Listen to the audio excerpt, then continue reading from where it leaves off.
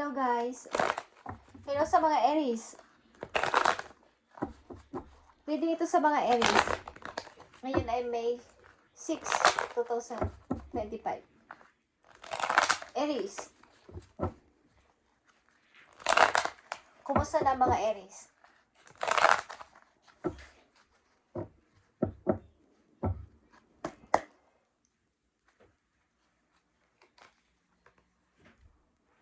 Knight of Wands, guys. Okay. Plan to move, but umuurong. But, may isa dito version ng inyong buhay o ng inyong sarili na gusto nang magkaroon ng freedom or umiba ng landas. Okay? But, andito yung pag-uurong sulong sa inyong plano o sa inyong gusto gawin sa buhay. But, andito yung positive na kahinatnan kung sakasakali guys, okay, na magpatuloy sa pagpo-forward. Mga walang kasiguraduhan. Aries, okay, ay nasa inyo yung heartbroken, kaya gusto nyong umalis muna. Isa pa. Yeah. Heartbroken and parang lost. Ang mga Aries na nandito sa reading ay kakahiwalay lang sa kanilang asawa, sa kailang boyfriend, sa kailang girlfriend. At meron kayong plano umiba ng landas. But, medyo may takot. Medyo may takot ang mga Aries na nandito sa reading. Nasa healing kayo. Healing process. Sa mga Aries na nandito sa reading. May 6, 2025. Okay. Ace of Swords.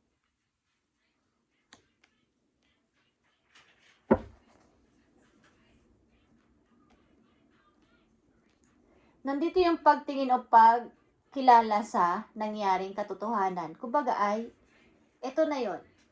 Alam ko na yung totoo. So, kailangan ko sigurong bumangon na. Kailangan ko sigurong mag-move on na simula sa araw na to. Kung kailan pang nasaktan ako, kung kailan nasaktan ako, saka ko malalaman na tama na pala tong pag-ibig na to. Tama na pala tong kinalagyan ko na to. Mukhang ilan sa inyo ay involved o na-involved sa third party o ang inyong kasintahan, asawa o may ka-third party. Okay? So, kayo ay sobrang nasaktan o nalugmok dito. Yeah. Tama na to at kailangan ko na tong lisanin o alisan. Sa mga Aries na nandito sa reading. At magpakatatag sa buhay, mamuhay na mag-isa at mag-grow sa sarili. Okay? So, tingnan pa natin ang message for you, Aries. May 6, 2025. Two message. Page of Wands. Ito yung gusto ko sa ngayon. Ito yung gusto kong gawin sa ngayon. Okay? Andito kayo sa time na nag-iisip na. O nandito na sa time na meron ng parang ito na yung gusto kong gawin sa ngayon. Kumbaga nasulat nyo na sa inyong diary o meron na kayong nililista. Aries. Yeah. Ace up. Queen of Wands. Maging matatag sa buhay at ipagpatuloy ang sarili as the Empress and the Queen of Wands. Magkaroon ng tapang na lumago ulit sa sarili, magpakatatag, maging independent sa buhay. Bagamat wala na siya sa buhay ko o wala na akong kasama sa buhay, is kailangan kong magpakatatag kahit mag-isa na lang ako sa ngayon. Okay? Isang message dito. 9 of Wands. Okay. May takot ako pero kailangan ko tong gawin para sa sarili ko. Meron akong kinakatakutan at meron akong parang takot akong umalis ng lugar ko, takot akong magtrabaho sa ibang company, takot akong umalis ng place ko para sa bagong lilipatan ko, sa bagong mga tao makakasalamuha ko, sa mga makikilala ko ulit. Is takot ako, ba't kailangan ko tong ipagpatuloy o gawin? At meron akong maiiwan, syempre, na mga mahal ko sa buhay, okay, at mga nakagisnan kong lugar, maiiwan ko, pero kailangan ko siguro tong gawin. But, andito yung Knight of Wands, guys. Urong sulong na pagpaplano ito. Aries. So, ano ba ang dapat ninyong gawin dito? Urong-surong na pagplano ito, but meron kayong nailagay na sa inyong diary o naisulat na, o may mga lista-lista na kayong ginagawa, Aries, na kailangan itong ipagpatuloy. So, tingnan natin ang clarification dito, o ika-clarify natin to, guys. Aries, na nandito sa reading today, May 6, 2025.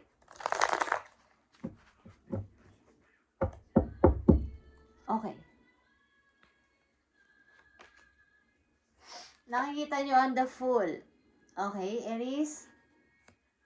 Kailangan na, wag na kayong mag-urong-sulong dito at ipagpatuloy nyo tong uumpisahan nyo na to, Aries. Pagamat ito ay unknown, like I said. Okay?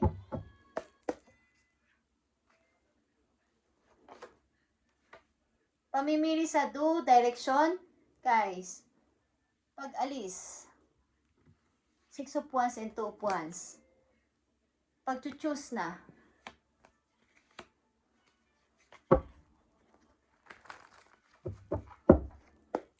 Para sa mga Aries. Temperance. Okay. Pag-alis na dito sa sitwasyon na to, kung ito man ay third party, kung kayo ay involved sa third party, o something na kayo ay, ito kasi ay paninimbang sa good and bad side. Guys, maaring ilan sa iyo ditong Aries na nandito ay nai-involve o involved na sa third party o sa isang pag-ibig na kayo ay nasasaktan. But kailangan nyo ditong timbangin ang good and bad na epekto sa inyong emotion kapag nag-stay kayo dito or aalis na. So, nandito kayo sa gitna ng good and bad effect na to o epekto sa inyong buhay. Okay? Temperance. Pagtitiis muna. Kahit masakit. Aries. 4 of Swords. Yeah. Nakahang sa pag-ibig na to. Maaaring kayo nasa process ng pag-healing. Kaya, andito pa din yung kirot. Andito pa din yung sakit. Guys, Aries. Andito pa din yung sakit sapagkat ito, pag-ibig na to ay hindi naman basta-basta pag-ibig lang na masasabi. Ito ay may halong emosyon at matinding pagmamahal, syempre. So, nakahang ito, guys. Nasa healing process kayo. Yan, Aries na nandito. Ace of Swords. Nakikita nyo itong 4 of Cups. Na-survive nyo man to, nandito na kayo sa time na kayo nakabangon na, pero andito pa rin yung pagda-doubt sa mga offer o sa bagong gagawin sa buhay. Maaring alis na kayo sa sitwasyon, ilan sa inyo, but andito pa din yung pagda-doubt kung tuloy-tuloy na ako magpo-forward or dito pa din ako.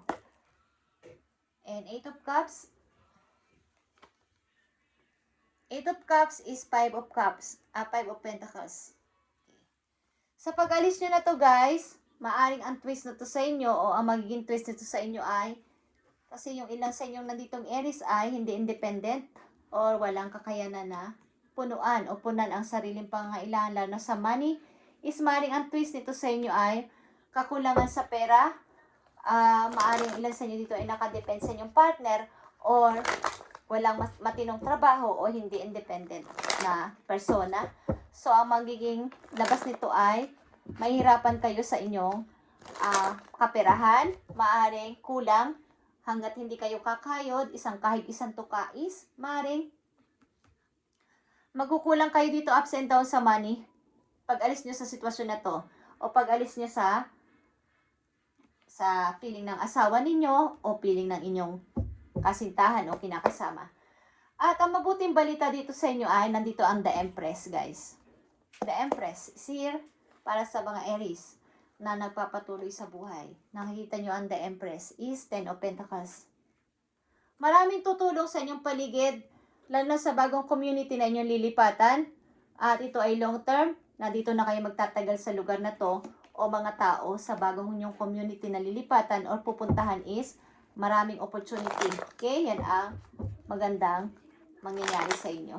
Aries, kung kayo ay magpapatuloy. So, umpisa man ay mahirap, may mga kakulangan at ups and down ang pagdating ng salapi, but sasaan ba at magkakaroon kayo ng matagalang trabaho sa lugar na yun at tataas ang inyong money.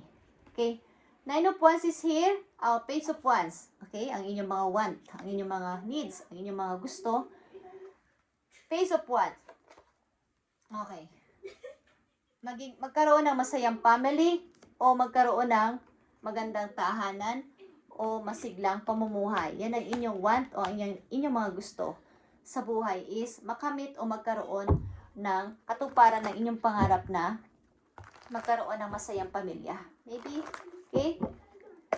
So, ang nandito pa ay Nine of Wands, guys. Nine of Wands, mga limitasyon nyo at boundary sa sarili ay kailangan ninyong putulin na at maging matapang sa buhay like the Emperor na maging in charge sa inyong pagdidesisyonan. Kung liliban kayo sa inyong limitasyon o boundary sa buhay is kailangan is matuto kayong talaga maging in charge sa inyong choices, sa mga choices ninyo, sa mga decision ninyo at inyong mga aksyon is bagamat sasabihin nyo dito na bukas na lang, sa isang linggo na lang, sa isang buwan na lang o sa isang taon na lang is at least nag-i-step kayo ng pakunti-kunti at yun naman ang karakter ng Emperor ang maging in charge sa lahat at kahit na mabagal ang kanyang desisyon ay pulido naman ang kanyang pag-iisip. Okay? So kahit na kayo dito ay mabagal ang pagpaprocess sa inyong gagawin ay at least kayo ay umi-step ng paunahan at hindi papunta sa kumbaga pa-backward. Okay, paunahan ang inyong step. Kahit na dahan-dahan lang. Aries. Okay. At ito ay inyong energy. So, patunayan ninyo sa sarili nyo na kayo ay isang Emperor, Aries, na King of the Kings. Kayo yung mataas sa mga kings. Kayo yung dapat na manalo sa lahat ng bagay, aspeto sa buhay, at hindi matakot like this sa Nine of Wands. Okay? Kung may kinakatakutan kayong sitwasyon, tao man yan o kahit ano is, patatagin nyo ang inyong sarili at maging matapang. Queen of Wands is here para sa mga Aries. Yan, nakikita nyo ang Queen of Wands is Six of Wands. Meron ka dito actually dalawang Six of Wands, guys. Ito ay pagkatagumpay sa buhay at kayo ay magsashine again. Sisikat. Pupurihin ang marami at magkakaroon ng mga tagahanga dahil sa inyong pagiging independent na tao. Like a Queen of Wands. Okay? Maging matatag sa buhay at tuloy-tuloy yan itong babagong buhay, pag-restart, bagamat ito ay unknown, ito ay hindi nyo alam ang kahihinat na ng inyong pupuntahan o paplanuhin ay basta tuloy-tuloy at hindi kayo paatras-atras. Okay. Is may magandang kahihinatan ito, Aries. Tingnan natin ang mahalagang message dito, Aries. 4 na mahalagang message po yun ngayong May 6, 2025. May 6, 2025. Mahalagang message po yun. Nandito ang Wheel of Fortune. Okay, nakikita nyo ang mga opportunity na nagbabadya o magbabadya sa inyong buhay. Wheel of Fortune. Okay, sa mga Aries. At Page of Pentacles. Mga paparating na mga bagong opportunity. Mga gusto ninyong opportunity. Merong matutuklasan kayo sa ganitong lugar, sa ganitong place na pupuntahan ninyo. O meron kayong mahahanap. Meron kayong mariresearch na maganda pala dito ang pumunta, maganda pala dito ang magtrabaho, okay? At ano pa? Nandito ang Queen of Swords. Okay. Pag-iisip ng logic kesa pairalin ang pagiging madrama sa buhay at pag-iisip-isip ng mga natapos na di magaganda sa buhay is pag-iisip ng practical at logic simula sa araw na to, Aries. At ano pa? Thank you. Nandito ang Two of Swords. Nakikita niyo to, ang Two of Swords.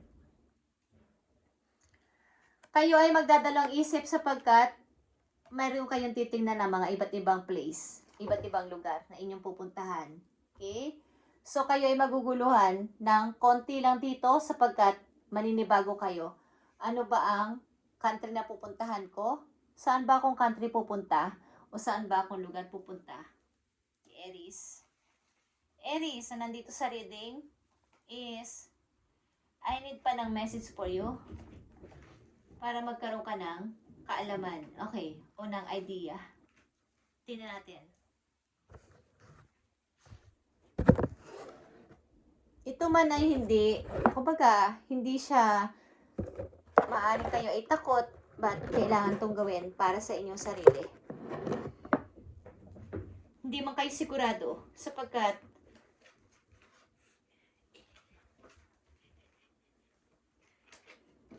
parang hirap pag-umpisa muna sa mag-umpisa ulit is kailangan itong mangyari. Kung gusto niyo lang ng bagong pag-umpisa, Aries. Okay. Tingnan pa natin ang message for you. Galing ito sa verse of Bible, guys. Sa verse ng Bible, inspirational words at songs. Tingnan natin, Aries.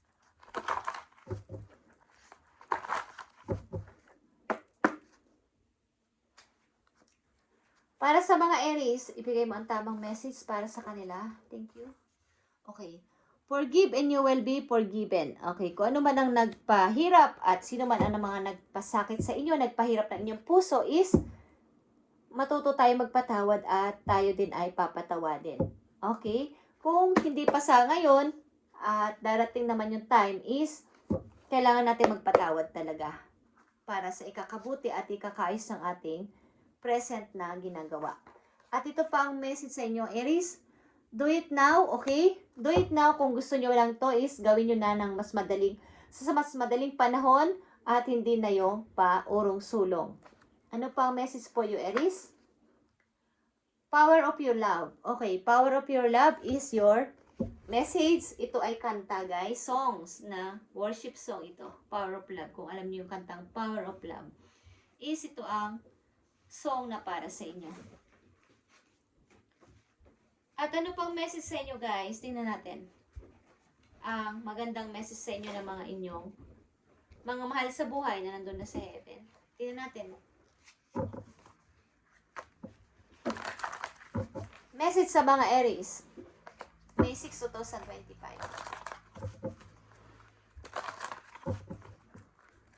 Para sa mga Aries na nandito sa reading, nabibigyan ng message today. Tingnan natin.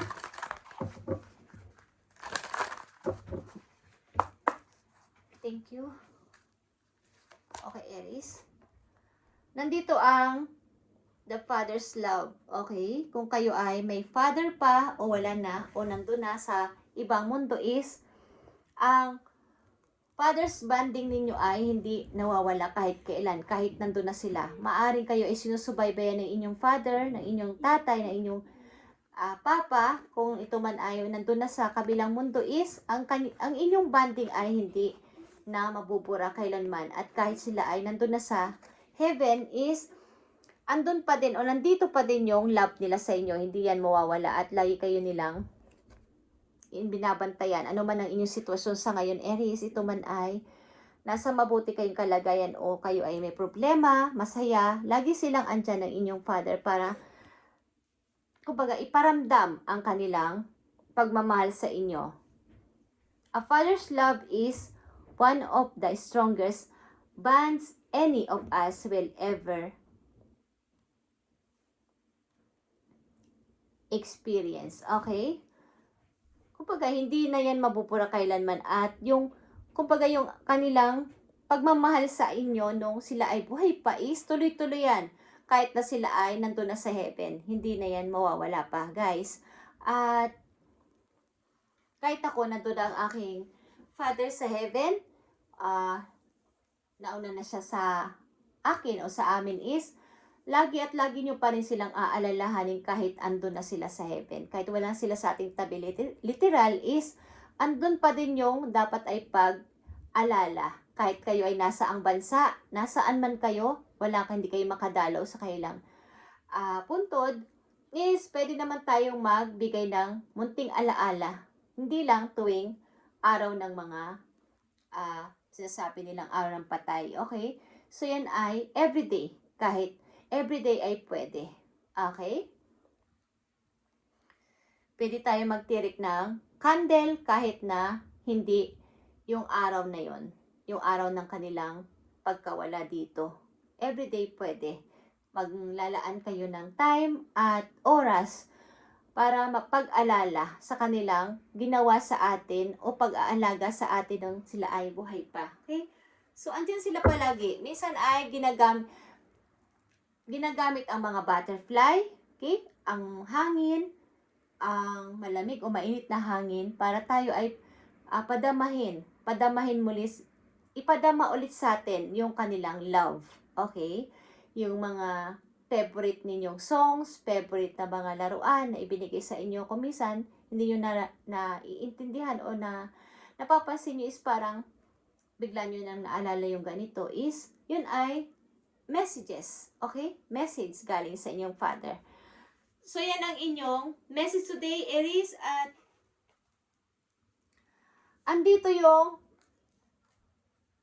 nandito pa kayo sa process ng pag-healing something. But, may mga plano kayo. Kaya lang may pagdududa. And, kung hindi nyo to aalisin sa inyong isip, ang pagdududa na to ay hindi kayo makakapag-move ng tuloy-tuloy. Pero kung ayaw nyo mag-move, mananatili kayo dito sa sitwasyon na to ay, hindi na to, maaari pang mangyari ang restart sa inyong buhay. At may nag-aabang sa inyo ditong napakaganda na kapalaran kung kayo ay magtutuloy-tuloy kahit na ito ay ups and down man ang pagdating ng money. Sa umpisa is, andito ang The Empress and Ten of Pentacles. Sa inyong pupuntahan at maaaring lilipatan na bagong lugar, bagong trabaho, bagong community ay maraming taong tutulong sa inyo at marami ang opportunity doon, maraming chances. At